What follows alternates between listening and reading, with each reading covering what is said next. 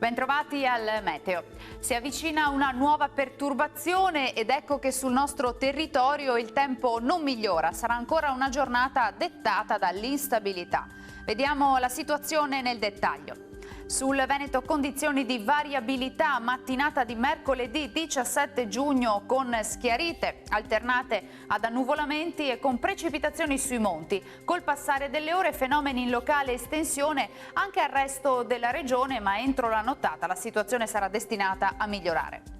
Temperature minime tra i 13 e i 17 gradi, massime invece tra i 22 e i 27 gradi.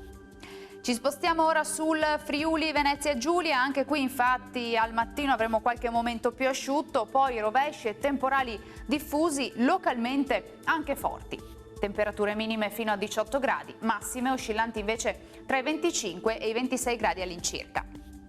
Infine uno sguardo alla situazione del Trentino Alto Adige, cielo molto nuvoloso con fenomeni temporaleschi un po' dappertutto, vedete anche di moderata intensità.